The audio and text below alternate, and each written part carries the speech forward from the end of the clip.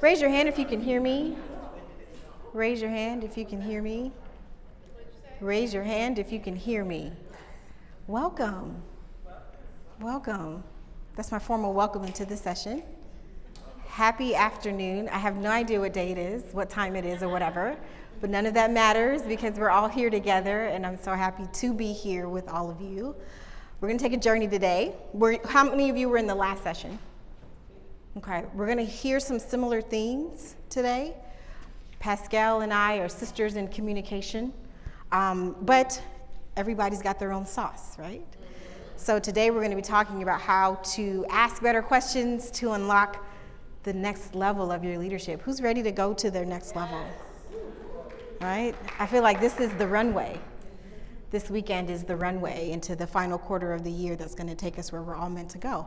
I'm going to start by telling you a story. In June of this year, my family and I went on vacation to New York City, which is a big deal for me. So I'm from California, born and raised, and I lived elsewhere. Okay, where are we at? I'm Long Beach. Where are you from? I mean, LA County. Okay. Okay, we got Wright in the house. But in May of last year, we moved from Long Beach to the suburbs of Atlanta. I can't say Atlanta because, Atlantans are very territorial, so we don't live in Atlanta proper. We live in Sewanee, Georgia. But now we're on the other side of the country. There's more for us to see, and we had a family reunion on my father's side in New York. This was my third time there ever in my life. It was my husband's first time there since he and his mother left when he was 3, and it was my children's first time ever, so it was a really big deal. We had a fantastic time on this trip. We did all of the touristy trap things. We stayed in Times Square. We went to Junior's and ate the cheesecake like Diddy made the people go eat. We did it all, right? And on the last day, we were leaving later enough in the day to where, you have like maybe one minor activity that you can get in because you don't want to just sit around the hotel all day. So we got up this morning, that final morning. We have breakfast. We leave our luggage with the Bell staff. And then we decide to go to the Macy's, the flagship Macy's in Herald Square. And I get on the app, I call the Uber, they come within 45 minutes in New York City. It's fantastic how quickly they come there. We hop in the car and we go. And we are just fascinated by this store. It's massive, it's like a mall unto it. Have you been? Any of you? It's just, wow. It's a little Gucci store. It's like all tiny little stores inside of this huge space. So we walk into there and it's a wonderland. It's like a mall, and we spend our time there. They even had a little pizza place for us to eat, so we grabbed some pizza, and I'm like, all right, y'all, it's time to go back. And you know how you feel in your soul when something is getting ready to shift? That happened for me when I called the Uber for us to go back. It took that Uber, according to the app, 9 minutes to get to us. Now, all week, it ain't took but 4 to 5 minutes. So why right now it's gonna take 9 when we're on the clock to get to JFK? I'm in the app, I watched that the driver now took a wrong turn, so that 9 minutes is 15 now. And here we go. I see the worry in my husband's brow. Like, oh, this don't look good. So begins the journey of everything that could go wrong goes wrong. It takes forever now. It's later in the day, so it takes us so much longer to get back to the hotel. Now there's a line for us to get our bags from the Bell staff, and then now we have to call another Uber. Couldn't find that Uber, and then we finally get in it, rush off, and it takes 40 minutes to get from Times Square to JFK. We are gonna miss this airplane. TSA, my daughter's bag got stuck in the thing. Now the energy, you feel it, the friction of the stress of the day. Now, I travel often. I travel for a living. I'm a speaker and a trainer. I know how to be flexible because you just don't know. Out here, it's a wild, wild west in the airline space. But I'm with 3 people who don't travel often, 2 of which are my baby daughters. And here we go. Caveat, couldn't check in on the app. For some reason, I don't know, JetBlue was hating, and I just could not check in on the app.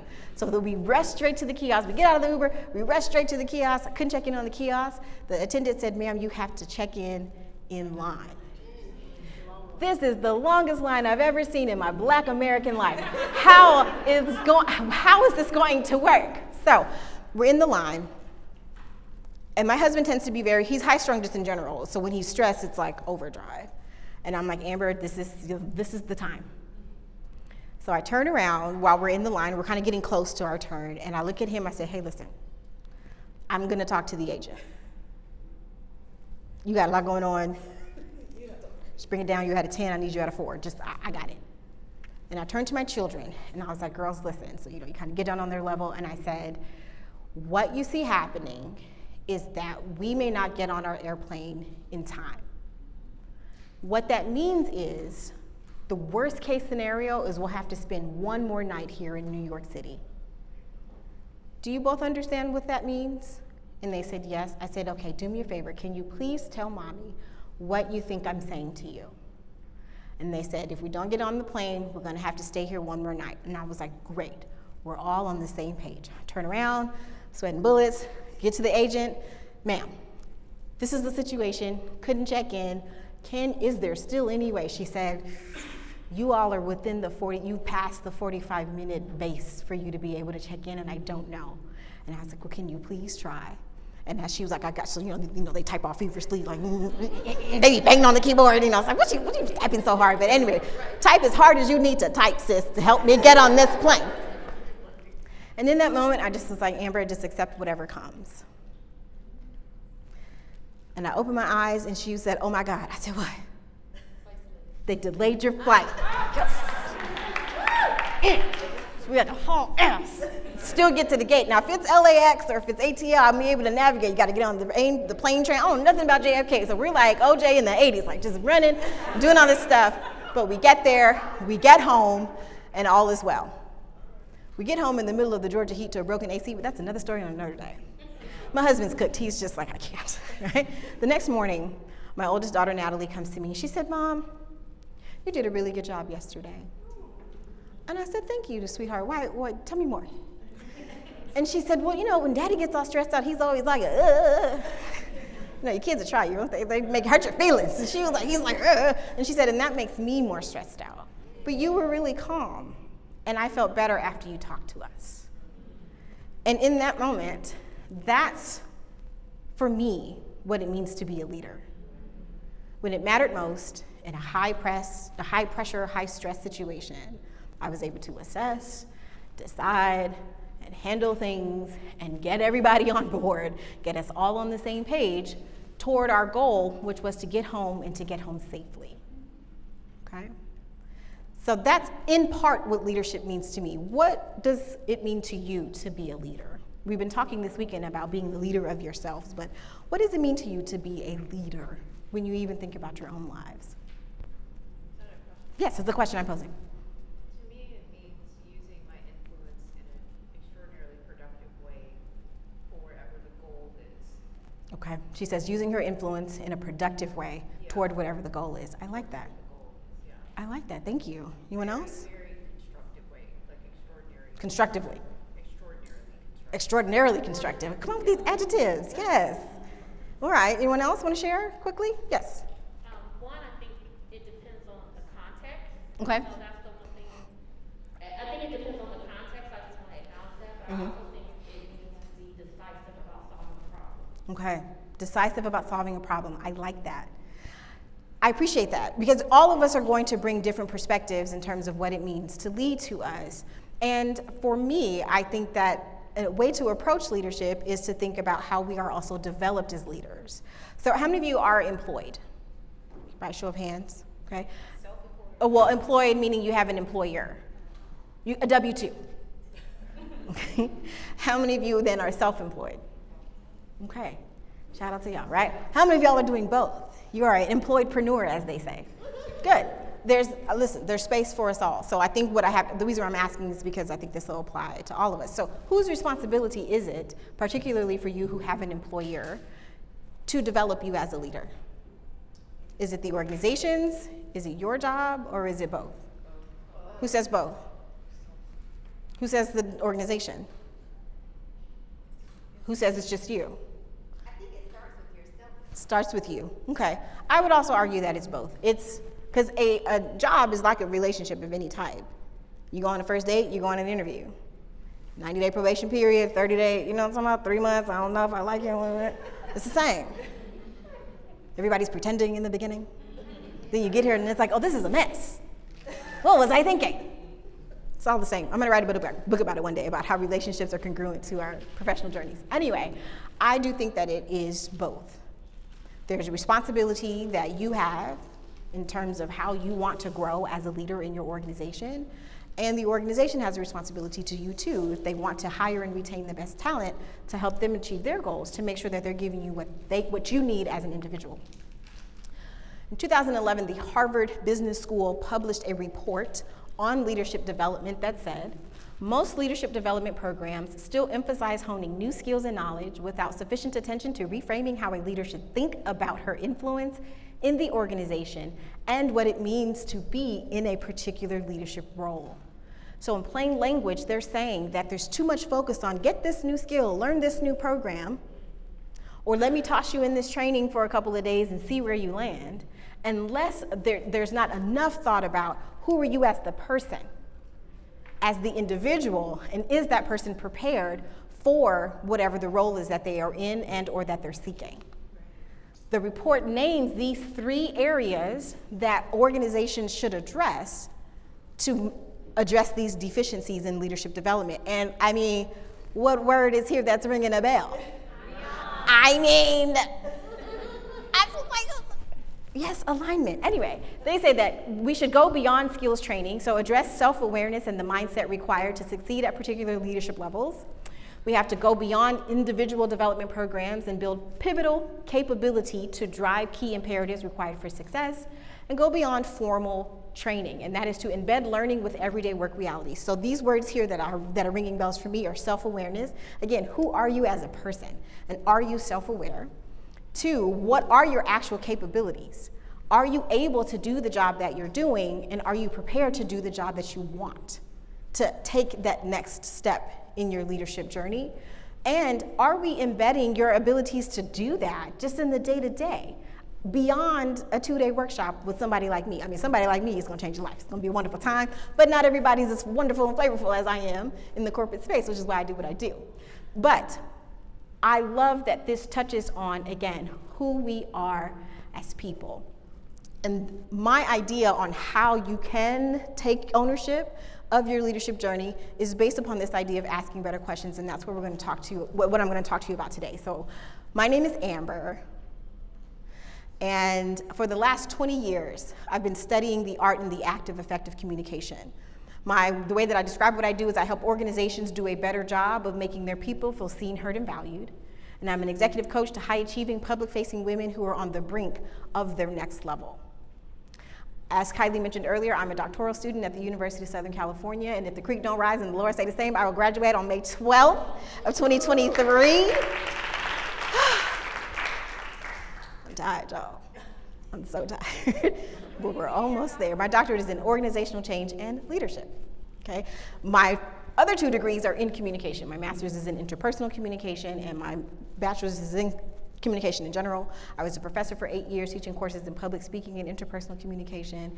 This is what I live and breathe, and this is what I was born to do. Even if I wasn't doing it professionally, I would be in the supermarket like, so, Angela, how are they treating you here? Your shift going all right? Because that's how God made me, and I'm privileged to be able to have built a career around my natural gifting. I also am a recovering corporate baddie, as the young people say. Just recently as last year, I joined my sis, Elonda here. Well, she's no longer there, but we were working at PricewaterhouseCoopers, and I was a communication strategist for them, and the way that I described what I did was I helped a team of engineers make sure that their learning content made sense to people who were not engineers, which was me.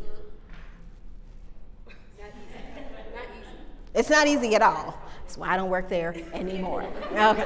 So I left that job last October. But I only mention that so that you know, like I have it on both sides of the fence, and that's what I love about the nature of the work that I do. I sit at the intersection of academia, entrepreneurship, and corporate life, so we all can have some very fruitful conversations about what we do.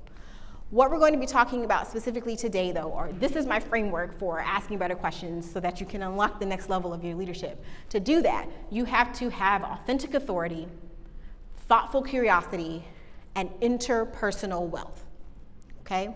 Authentic authority, thoughtful curiosity, and interpersonal wealth. So our time together, I'm going to go over each of these. And of course, we're going to have time for Q&A at the end because that's what we do here. But if there's something that rings a bell for you as I'm talking, please make sure to raise your hand. This is your time for us to convene and to converse as we've been doing all weekend. Yes? You ready? Are you interested? You know, what's she going to say? Okay. Let's go. First, authentic authority. What this means to me can be illustrated in this example. So many years ago, I was delivering this training at a fitness company, a very popular fitness company based in Southern California. And it was on communication skills. What else? We were having a great time. It was a good session. You can see how engaged they are. But do you see this woman here in the royal blue? See how intently she's looking at me? When the workshop was over, she and the other lady with the glasses, they stayed to talk to me. And the woman in the royal blue was like, I really enjoyed that. Thank you so much. I said, you're welcome. And she's like, I just want to know, how did you do that? And I'm like, do what? Sis, what you talking about? She said, I felt the whole time that you could be my homegirl and my boss at the same time. And I want to know how you did that. And I said, well, it's not magic. It's just me. Now, I am magic, but that's beside the point. What you watched me do was stand in my authentic authority. I can be your homegirl and your boss, and neither one of those roles negates the other. I'm completely comfortable in either one of those spaces, so much that I could be both, and one doesn't threaten the other. And how I've learned to do that is just to embrace who I am and bring that to my work. And she said, well, I didn't think that that was possible until I watched you do it in this workshop today. And so what she's talking about is my quirkiness. I think in lyrics. I quote rap lyrics at random. I cuss. Tamira knows that. Everyone's always surprised, like, she cuss a lot. I mean, I'm gonna watch that here because, we're taping this session. But, I don't know how to be different versions of myself. So you're gonna get all of that when I stand before you in whatever capacity.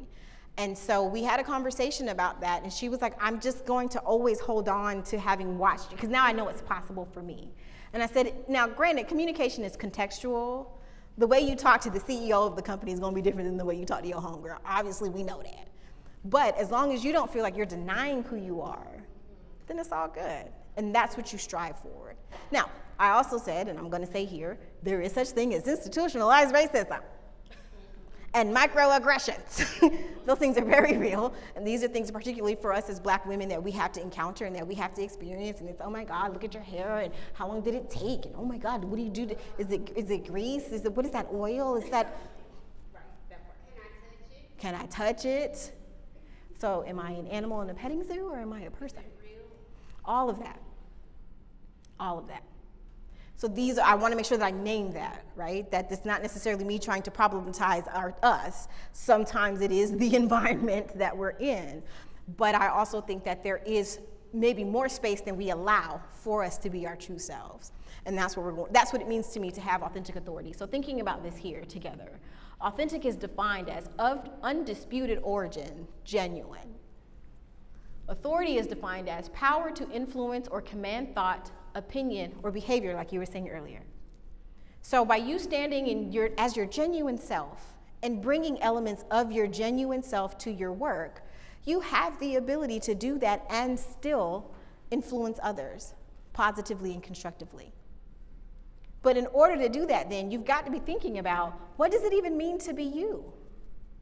Like we've been asking ourselves all weekend, who are you? Who are you being? That's such a powerful question. Because for some of us, I'm one way when I'm driving into the parking lot at work, but then I turn my 2 Chainz down because I don't want them to know that I listen to 2 Chainz or whomever your rapper of choice is. Okay. Right? And then we get into this space and then we transform into something else. Y'all know what I'm talking about. Don't even try to play me. Y'all know what I'm talking about. Okay? Right. So, what does it mean to be you? And then how can I bring more of that into my work is the question. Then on the authority side is, are you confident in your skills and abilities? And what expertise do you bring to your work? Where I learned how to stand in my authenticity is when I was a professor. So like I said, I taught classes for a long time, and college students, they're a special group of people. And I just knew that it was easier for me to just be myself than to try to be like, I'm the professor. Call me by my first name. My first name is Amber. Okay, call me what you want, just don't call me ugly. Okay? Come to work, come to class, come prepared and come on time. I used to tell them this would be the best class of your collegiate experience. If you don't do those things, I can't make you that promise. But I'm gonna come here and I'm gonna do my job and I'm gonna give it my best. The rest is up to you. So I could be free to be myself and tell my stories and do the things, and we can laugh and joke and have a good time, but we're still gonna do our work. So at the end of the semester, don't come to me with your crocodile boo-boo tears about your grade, because I don't give grades, you earn them. So then that freed me up to just do what I had to do, which allowed them to do the same. Because again, modeling for them that it was possible. And I do that now in how I operate even in my work. As a coach and consultant, people know, I like to call it, we're gonna get to the shit. I'm not gonna call you out, but I'm gonna call you up as your coach. When I come in and do these trainings, I tell the folks, hey, listen, if yesterday you thought at work, if we could have a communication expert come and talk to us about the problems that we're having here, what would I say? And then ta-da, I'm here. I don't work here. I'm not gonna be here tomorrow. So now's the time for us to address the things for what they really are, so you can get the help that you need. They paid the money, and it was a lot of it for me to be here, so don't have them waste their money. And then they appreciate that, because now we can talk openly, and I know that I've made space for them to talk openly and honestly about what is actually going on. So that's a way in which I stand in my authentic authority. But something else that I see that comes up with my coaching clients is this part here, confident in your skills and abilities. So many women, particularly Black women, are not confident. Y'all don't read your own receipts. You don't read your own receipts. I met a woman once. Now, she was not my client, but her best friend was. And her best friend, we were at the conference that the best friend was running. So I'm sitting at her VIP table, and I'm talking to the best friend. And we're just, chatting, and she tells me that she's a doctor of oncology. And I said, oh, wow, that sounds really interesting. And she's like, oh, at the time I was, public speaking and coaching and things like that. And she's like, oh, God, I hate public speaking. I said, do you really? Why? And she said, at work, they're always asking me into these meetings to come and do these presentations about her area of specialization in oncology. And she's like, and I just hate it. Like, I get all nervous, and I'm just like, I'm talking all over myself, and I just don't do it. Public speaking is just not my thing. And I said, oh, no, well, that doesn't sound to me like public speaking. That sounds like confidence. There's a lack of confidence there. Mind you, I do not know this lady. She's like, why I gotta sit back with her? How you gonna tell me? I said, but that's not a public speaking thing, that's a confidence thing. And she's like, really, why do you say that? I said, listen to what you just said to me. You are repeatedly asked by other professionals in your hospital to come and give trainings or presentations about your area of specialization, but you don't trust yourself. And you're not confident enough in your abilities, so you go back to your office and you read all these articles and you read all these studies and you gather up all this information that you don't need so that you feel like you have something to prove. Because why else would they ask me? When all you got to do is show up, sis. You have the goods. But if you don't believe that, then you're going to continue to overwhelm yourself. I don't know what's happening here. But you're going to continue to overwhelm yourself. Yeah. There we go. And then you're going to blame it on public speaking. Just like we blame it on imposter syndrome. Everybody has imposter syndrome. Everybody. Has anybody even read the original study for imposter syndrome? No. It's a bunch of white women saying that they just didn't feel like they deserved accolades and recognition. Oh my God, I don't deserve recognition. Maybe they did. So am I an imposter? Or am I just not reading my own receipts and remembering that I'm a bad bitch? And sometimes we have to turn around and remember all of the things that we've done that brought us to that point. But we let the situations and the circumstances and the environments talk us out of our brilliance. And we internalize that. And it shows up in the way that we show up in meetings. We don't raise our hand when we know that we should. We don't apply for the position when we know that we can do it. So then we miss the opportunity to stand in our authentic authority. So that's what that means to me, and that's what I'm going to challenge you to think about when you leave here. What am I an expert in? How did I get this far? And think about all the things that you have overcome in your life and career to be where you are, and you bring all that to the table. When people hire me, they're not paying me just for what my rate is. They're paying for the 20 years that I've spent learning and studying my craft. Okay? And we have to remember that. Is that a hand? Yes. So, Amber, I know you said we could ask questions. Yes. Like that authentic authority really, what you just said specifically about the circumstance. Like I do.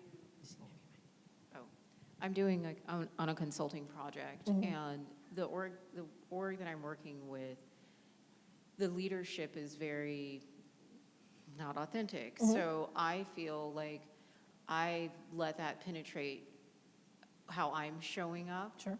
And then I pivoted, and I had a meeting on Friday, and I just decided to go all out. And I felt like I showed up more in that space.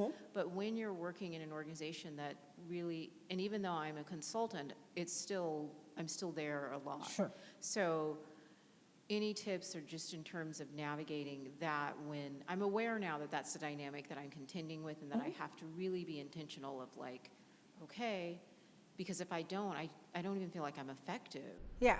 So I think my brief answer to that, you might get a full answer as I continue to journey through the session, but my brief answer to that is you can only bring what you can bring. And you know what it means like for you to still feel like you're being yourself and that you are contributing. So the question is this a them thing or is it a me thing? It's me being influenced by them, and So that's what I mean about having that awareness. Right. Is this a them thing or is this a me thing, what I'm feeling right now? Why don't I feel like I can be myself here? Or do I feel myself mirroring behaviors that don't feel authentic to me? Using that as a filter to give you a pause so that that influences how you respond, right? Awesome. So that's what authentic authority means, having that. Just knowing that you have the goods, knowing that you are called, qualified, and capable to do the things that you desire to do, even as you prepare for whatever is next. Now, let's talk about our thoughtful curiosity. What I didn't mention in the beginning is that I gave a TEDx talk in 2020 called Ask Better Questions to Build Better Connections. And that is what this session is inspired by. And in that talk, I talk about what it means to be thoughtfully curious, and I define that as to inquire of and engage with others thoughtfully without being intrusive. To inquire of and engage with others thoughtfully without being intrusive. And that is a delicate balance to strike, but it's a worthy skill to have and to work toward no matter what your personality type says. So I also mentioned in the beginning, or I didn't say, but it was on the slide, that my work lies at the intersection of communication, leadership, and personality. So I'm a certified Myers-Briggs practitioner. So I'm really interested in knowing about what those 4 letters mean. I'm sure that you all have taken at least once in your careers. We only tend to focus on introversion and extroversion, but those other 3 letters really are very pronounced and profound and have an impact in the way that you're showing up. So I like talking to people about them to help them understand what those 4 letters mean and how to apply them. So being thoughtful without being intrusive, again, no matter what your personality type is to say, how can I meet people where they are? Because sometimes what I see in my clients, especially when we talk about Black women in corporate settings, it's like on either side, if you're too warm, they don't take you seriously. But if you're not warm enough, you're too cold. Well, we just thought, or why didn't you just say in the meeting, and how come you just didn't, and we would like for you to be nicer. Because if say I prefer introversion, and I'm just not friendly in the face, it doesn't mean that I don't like you. But if that's challenging your insecurity, then sis, get a therapist, I can't help you.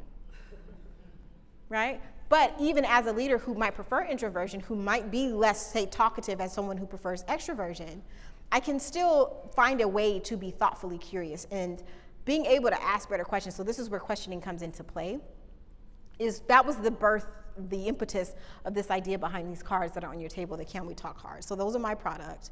And I recognize that it's not efficient, it's not enough to say, well, you gotta communicate. People need tools, because it doesn't always come easily to everyone. So I like being able to put in your literal pocket ways in which you can be thoughtfully curious without being intrusive. An example in which this played out for me is, so this is my little girl again. She's 11 now. This was when she was like 7. So around this time in her life, and I tell this story in the TEDx talk, I was driving her, I'd pick her up from school and every day and be like, so Natalie, how was your day? And she was like, oh, it's good. That's it? It's just good? That's it? And she, yeah, it was just good. So then I would be like, well, what's good about it? And she'd be like, I don't know. Ma'am, what you been doing all day? And so one day I changed that question from how was your day to what was the best part of your day? What was the best part of your day? Now that requires her to process her day and actually think about it and say, I don't know, what was the best part of my day? Most times it had to do with being outside or eating food. We ate cinnamon rolls in the cafeteria or whatever, like drama was happening on the playground, but I got the invitation into her life that I was seeking. That's what it means to be thoughtfully curious. We're talking about open-ended versus closed-ended questions. Did you have a good day? Yes or no? Versus, what was the best part of your day? Or what made you smile the hardest today? Or what made you sad today? Did anything happen? Because what I was doing then is preparing for the moment that we're in now. She's in the 6th grade. One day, she's gonna have a hard part of her day. And I want that door to be open between us so that it's normal for us to converse about that. So it's about taking a moment to say, how can I reframe this question to really get the answer to what I'm seeking? And that became, there's a kids edition of my Can We Talk cards, and that was the first question I wrote in the deck. What was the best part of your day today? But that also applies to partners, friends, your team. What have you read lately that has inspired you? That's a really great way to open an email versus, hi, Elon, I hope you're well. Do you really? Do you really want to know if I'm well or not? Because as some of you might have seen last night, your girl's been struggling, a weeping willow all weekend. I'm not well at all, thanks very much. That's what we want to say in these emails.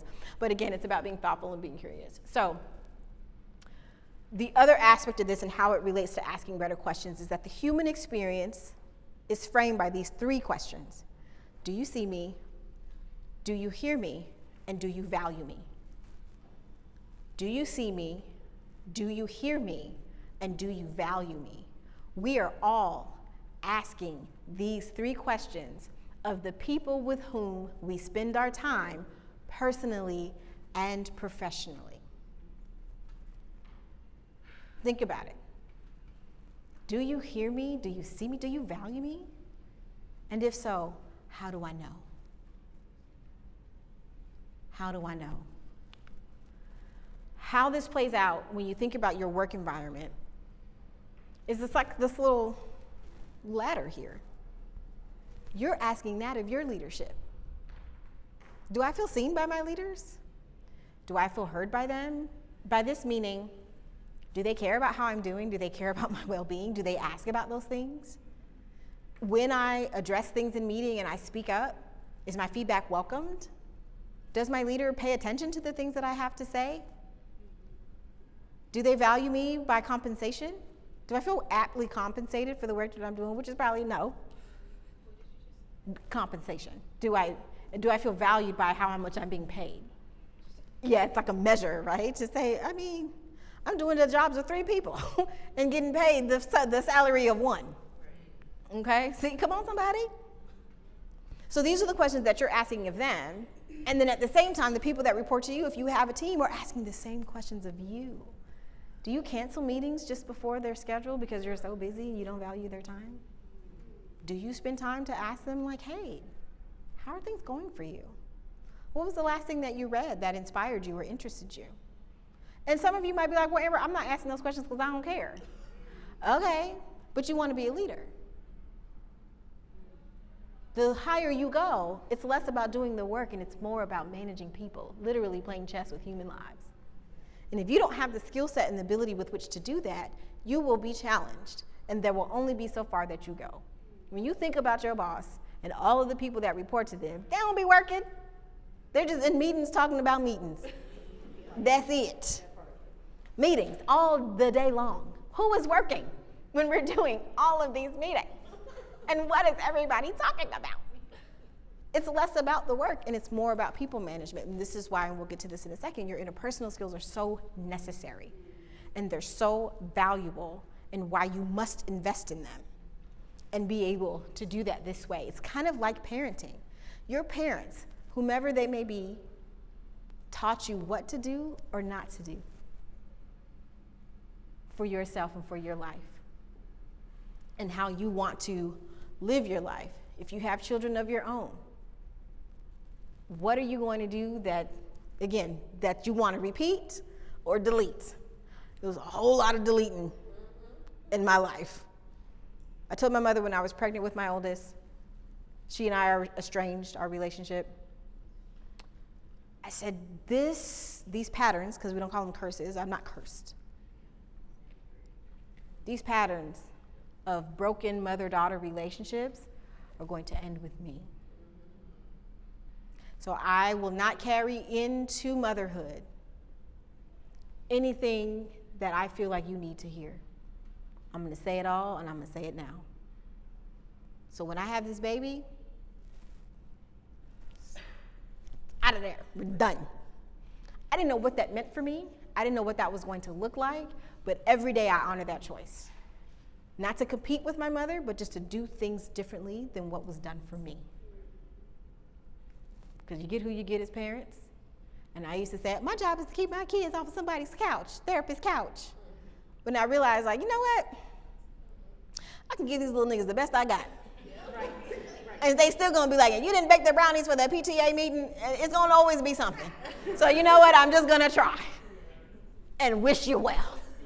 So as leaders, you can model what you're doing or do it differently. Be the leader that you wish you had. And let that be an impact in your work. I'll just ask. Mm-hmm. So this really resonates with me, and I think about it a lot in leading the team that I lead, this aspect of seeing heard value. How do you sort of deal with when you feel like you're putting that effort forward to do those things, but it doesn't seem like it's breaking through with the team, with your team? You ask them. Ask them why am I not? Yeah. Hey, how do you feel seen, heard, and valued by me as your leader? Do you feel like I'm responsive? And that's just let's just chat. I just want to make sure that we're having conversations about your experience working here. Because it's not about you, the woman. They'll know you.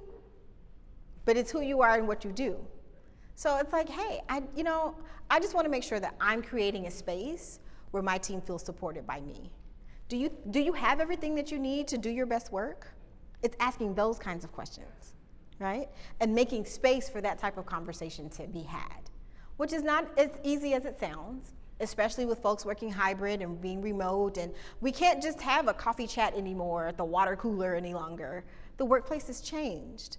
But that's why you have to integrate this into the culture, into the way that you approach your work, because that's what makes a difference. And people are gonna be like, well, I don't know, is this a trap? That's how they're gonna respond to you. She's trying to set me up, But the more that you do that and the more that they see, it's not a non-threatening thing. It's because, what's your name? Ashante. It's because Ashante really cares. Like, wow, my manager really cares. She asked me how I was doing. She asked me what I read lately that inspired me. I don't know. I'm finna get fired or whatever, right? But you continue to do that to where, and then it's just about naming it. And being able to say, hey, I want to make sure that my team feels solid. And I recognize that as part of my job. And I don't know that it's working, so that's why I'm asking you. Being vulnerable. Because then someone's going to be like, well, you know what ends up happening then. Well, that one time 2 years ago you said and you didn't do, and now it's like all this stuff. And it's like, why you didn't say, but you didn't ask. You see? Ask better questions. That's the motto of what we're trying to get through here. Yeah, it's all right. We're going to make it work because that's what we do. All right. Another story here in terms of leading by example. Some years ago, I used to work at a university because clearly I've done it all. My family's from Honduras, but they should have been Jamaicans because me got trade job. And one year, I worked at the University Student Union at California State University, Los Angeles. There's 23 universities in the California State University system. I went to school at 2 of them, and I worked at one.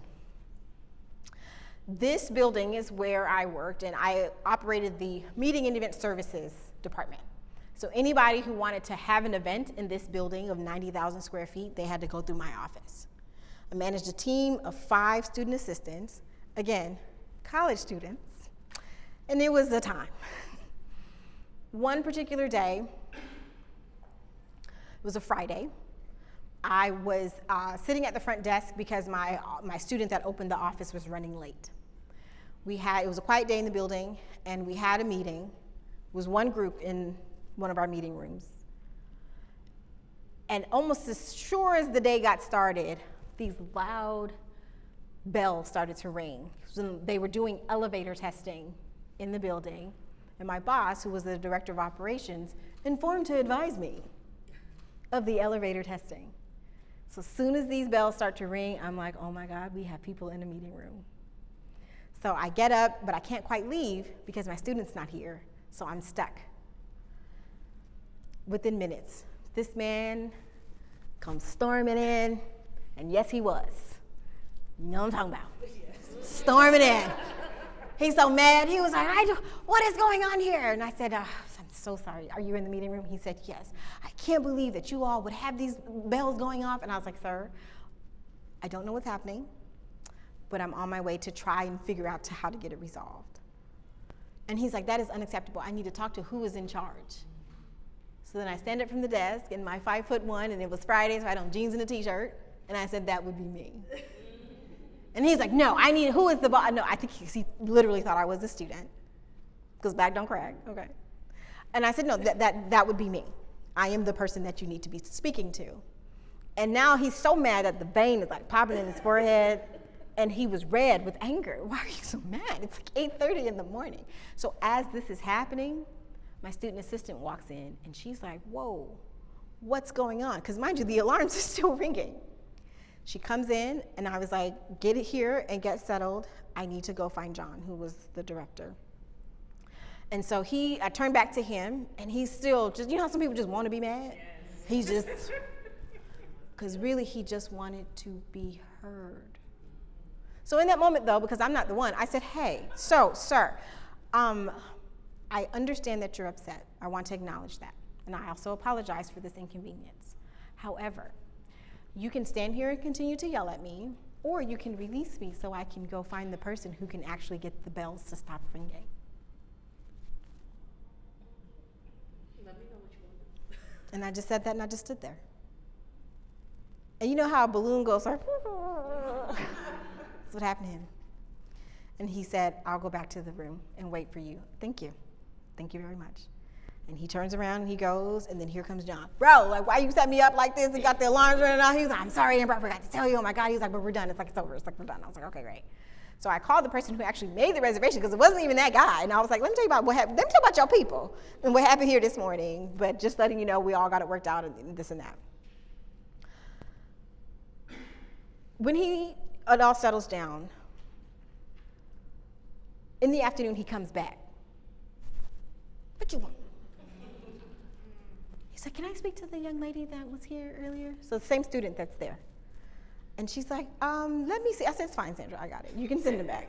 Because, you know, my students, they used to ride for me because I was a good boss. So he comes and he sits down, completely different person. A shell of the man he once was. And he said, Amber, I came back here to apologize to you. He was on the verge of tears, and I'm not even exaggerating. He was like, I don't know when I turned into that guy. Actually, you do. You just ran into me today, but that's okay. Because you know what I'm talking about? You are that guy. You know that. But you got...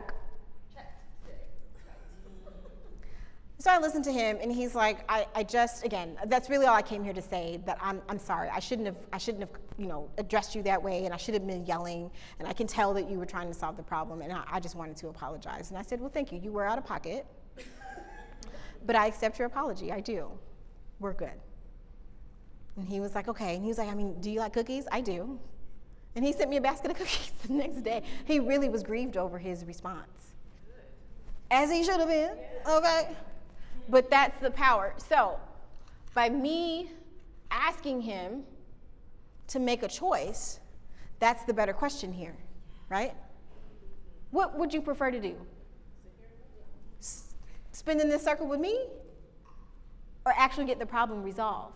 Amber, what was the exact question that you asked, or paraphrasing? that I asked of the gentleman, I said, what would you like to do? You could continue to stand here and yell at me, or you can release me so I can go get the problem resolved.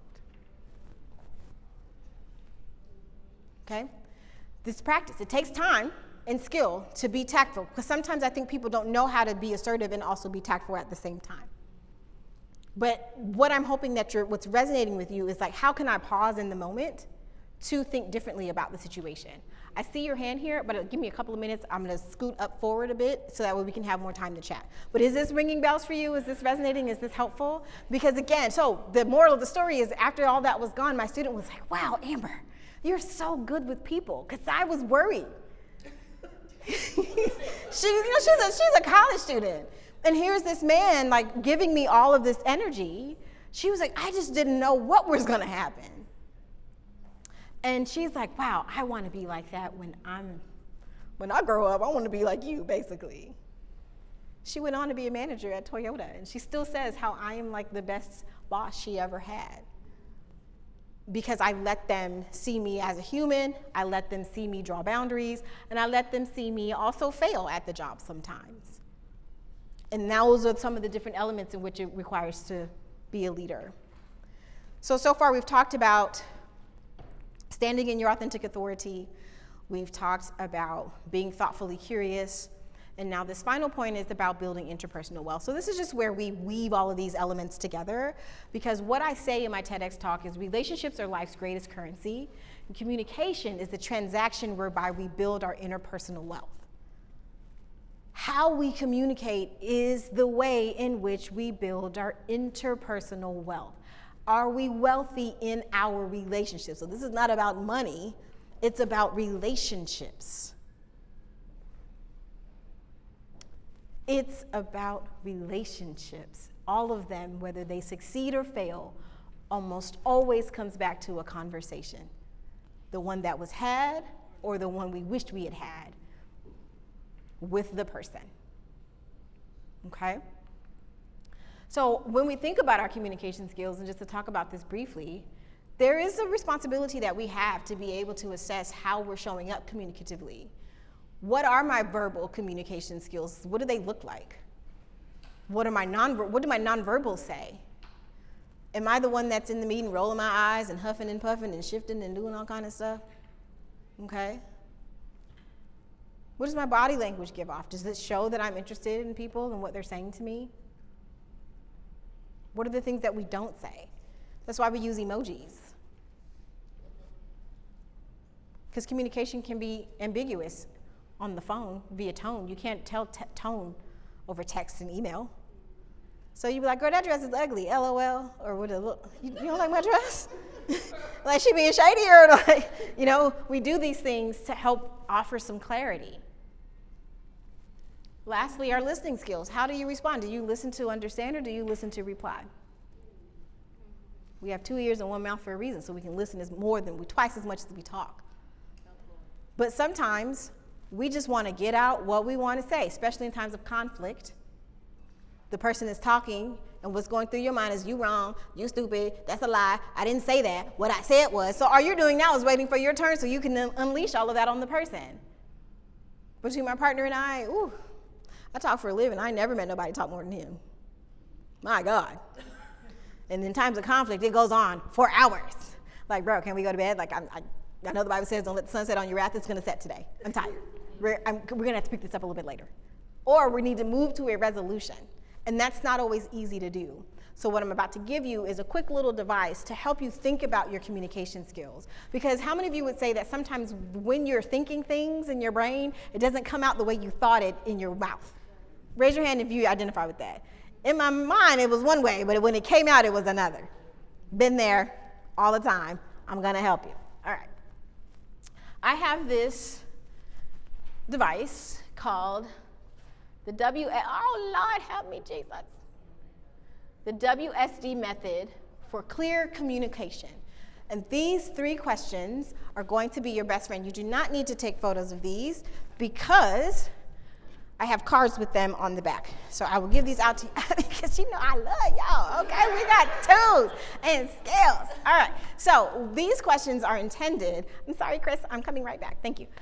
These questions are intended to get you thinking about how you can respond. Because especially if you're leading a team, everyone on the team has a different personality. That's why I only wanted 2 kids, because with 3, it's too many personalities. With 2, it's 1 and 1, right? You kind of hedge your bets and you kind of split them down the middle, one like you, one like the other. But anyway, how this works is you want to stop and think about, what do I really want? So I'm going to tell you one more story. Again, it has to do with my family. And I share a lot of personal examples, not to just tell y'all all my business, but want to show you my humanity and how these things have played out in my own life so that you can have very practical examples of how they can play out in yours. When my, again, same little girl, pregnant with my first, my husband and I lived with my mother-in-law. It was post-recession, he lost his job, we had to move in with her, it's fine.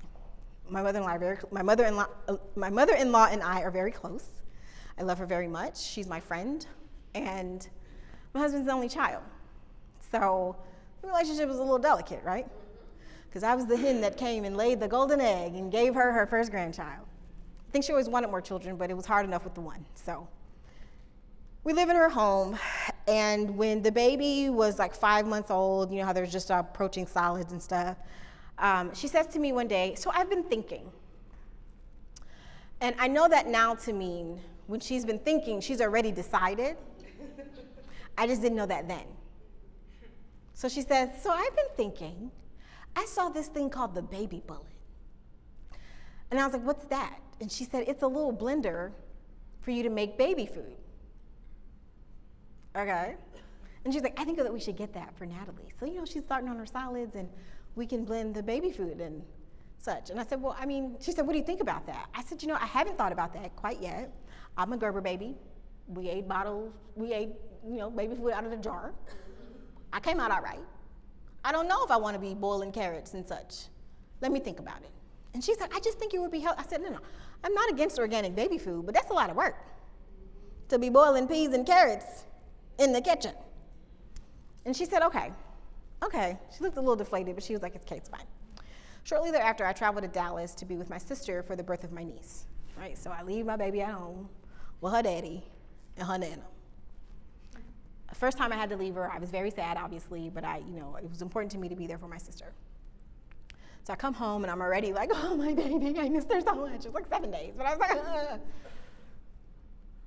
I get home and I get settled and I walk into the kitchen and ladies, what do I see?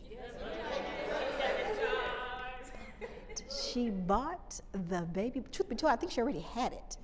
She probably had it in the garage, but she wasn't banking on me saying, I don't know.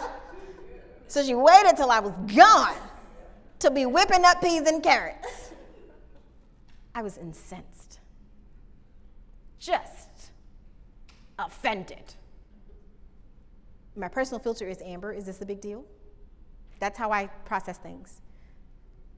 And if the answer is yes, then I am compelled to address it. Because some things I would say, is this a big deal? I'm like, you know what? No, I'll let that slide. It's fine. I'll let it rock. But this moment, it was when the WSD method for clear communication was born.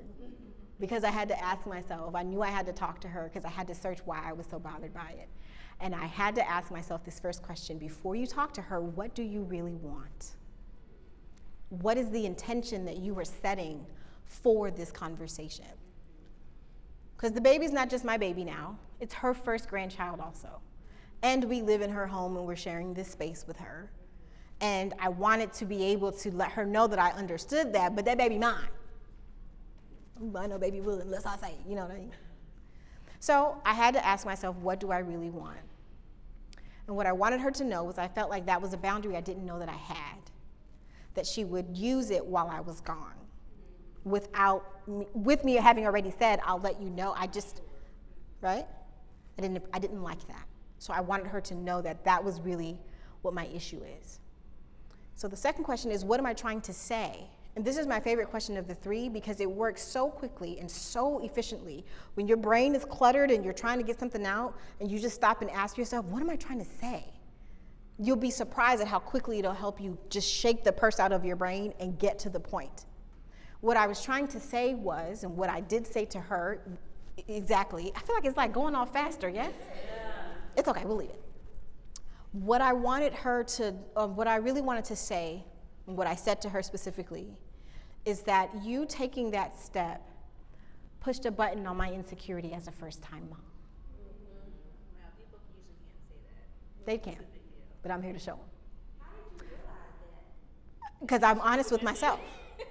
I had to stop and think about that, and I said, so what that means to me is I hadn't even thought about it yet. I had not even thought about whether or not the baby was going to have peas and carrots or Gerber baby food in the jar from Target. And as a first-time mom, I don't know what I'm doing. So living here with you, I already feel like I'm playing catch up to someone who's already done it. So I need you to give me the space to be a first-time mom and figure it out. And in something this minor, you rob me of that opportunity to do so. That's the heart of what I was trying to say, and that is exactly what I said to her. And so the question there then after that is, well, what do I want them to do? Because there has to be a next step. We can't just leave it there. We can't be circling the drain. So what I want you to do is just make sure that, just honor me when I say, give me time. And when I need you, I will come to you. When I have questions, I will ask you. But I need you to give me a little bit more space to figure this out, even while I'm here. Now, when we move out, you can do whatever you want to do. This is Nana House. It's a wonderland. But while we're here, I need a bit more margin to help make some of these decisions on my own. How do you think she responded to me? Favorably. She said, Amber, oh my God, I totally forgot what that felt like. I remember when I was pregnant, when Muhammad was a baby, and my mom was telling me and showing me, I forgot, and I'm sorry, and I won't do that again. That wasn't entirely true.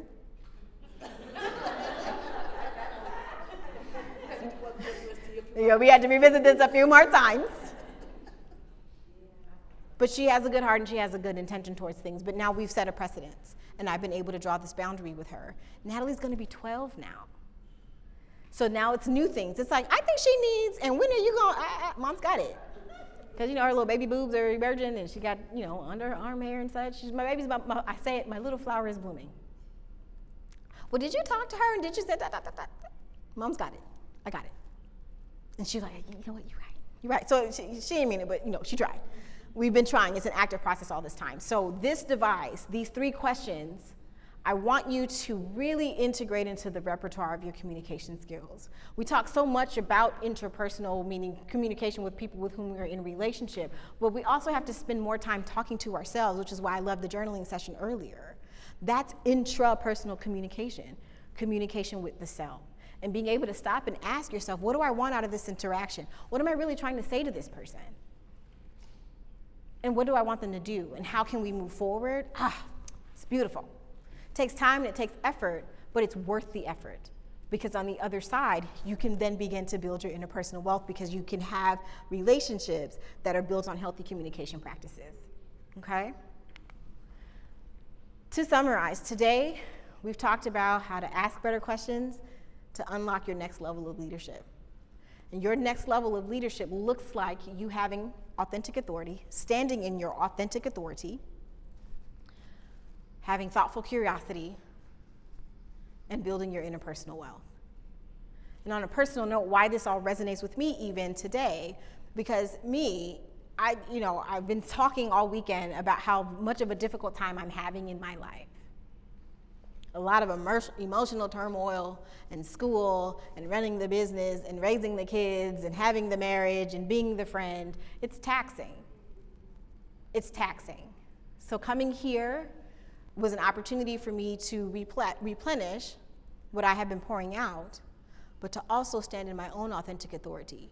Because what I'm going to do is put these shoes on and put these pants on and this bodysuit, honey, and come and do what I know that I need to do, what I have been called and tasked to do. And I can do that even in the midst of a very painful time in my life and still stand true to myself and who I am and be that in front of you. That's what authentic authority looks like. Now, when you see me in the hallway and I'm weeping again, you're gonna be like, oh girl, I get it.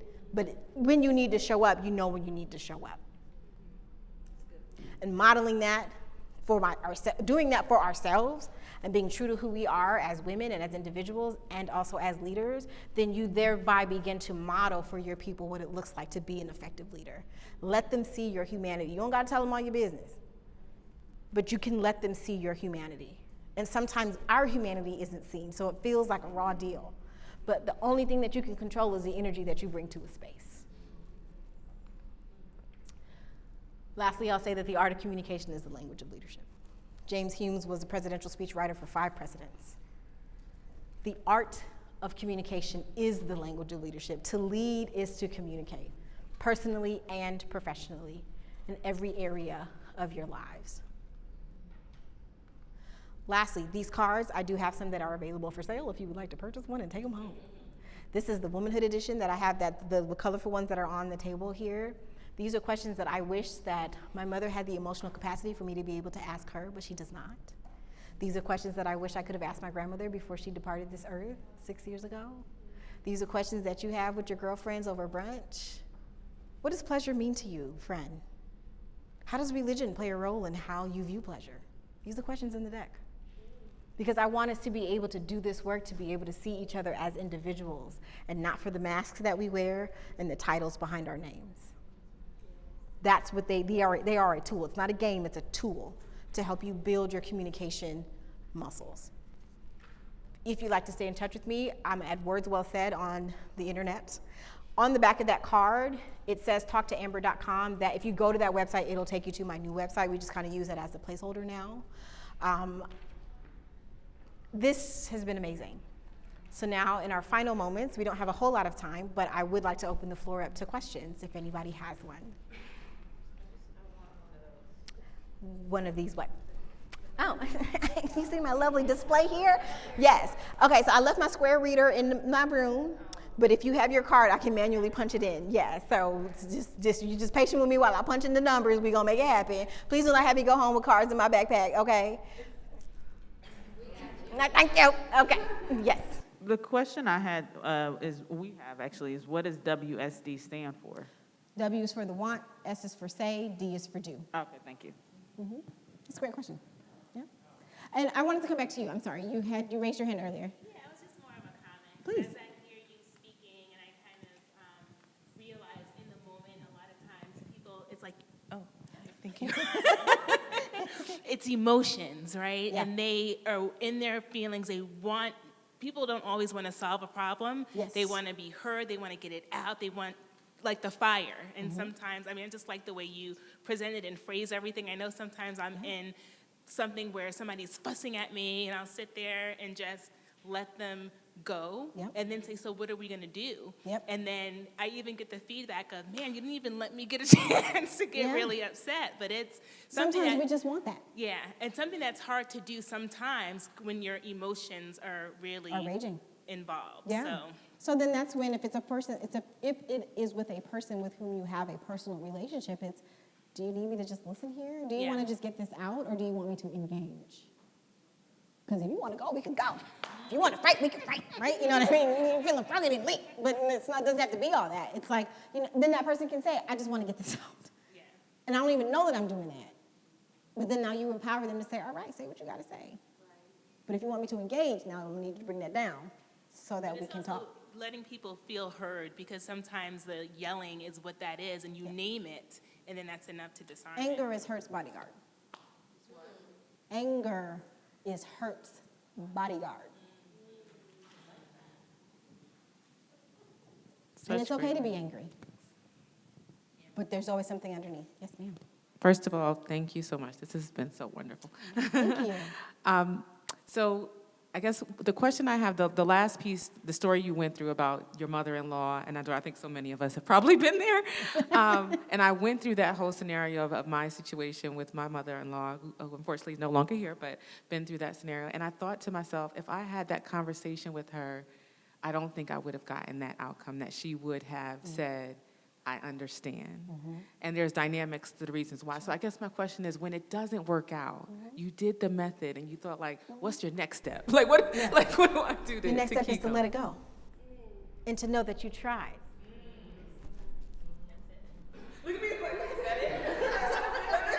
Because here's the thing. You can't control nobody else. And you're like, here I am giving you all this good communication skills. I done went to the Beyond the Business School retreat, and I heard this lady named Amber, and she gave me this card, and I'm practicing, and I'm trying, and you don't want to meet me halfway? Because that's letting you know that you're not being seen. So now that's pushing a button in me because you're not listening to me. You're not responding to me. You're not giving me the outcome that I'm looking for. And I don't like that. So then, I made the effort. Adele, God bless her heart, the singer. Yeah. And her album, 30, it's all about divorce. If you've ever contemplated it, it'll take you through a thing. If you've ever thought, I've been married for 16 years, I've contemplated divorce, okay? She says in the song, To Be Loved, she says, to be loved at the highest count means to lose all the things I cannot live without. And then at the end she says, but let it be known that I tried. So a lot of you will say, well, what if the other person doesn't? And it's like, but you can't control that. All you can do is control the energy that you're bringing to the space. The only thing in this world that you can control is what goes in and out of your mouth. You can't control the weather, you can't control your mom, you can't even control your dog. But you can manage what goes in and what comes out. So that's a very fair question, though. But then you see how it's like, well, what does that mean to me? Why do I feel so exasperated if they're not responding? What response are you actually looking for then? Is it just to be like, oh, thanks for being such an effective communicator? Or is it because you want to be seen by them in a way that you're not? And then being able to go there and name the vulnerability. Me being able to say, I'm insecure as a first-time mom. That's me owning my shit. You can't give it away unless you own it. Come on, somebody. I felt that one. You can't give it away until you own it, because then it's not really yours. And then you give it to everybody else. Like, you want it? Do you want it? Do you want it? Nonsense. Don't nobody want your stuff. You got to hold that yourself. And that's what beyonding is all about. That's what stepping to sovereignty is all about. It's challenging ourselves to go deeper in a way that Black women, we don't always get to get. And I understand that. But it's worth it. Any other questions? Yeah, like, no, girl, you done knocked us out. Thank you. Thank you.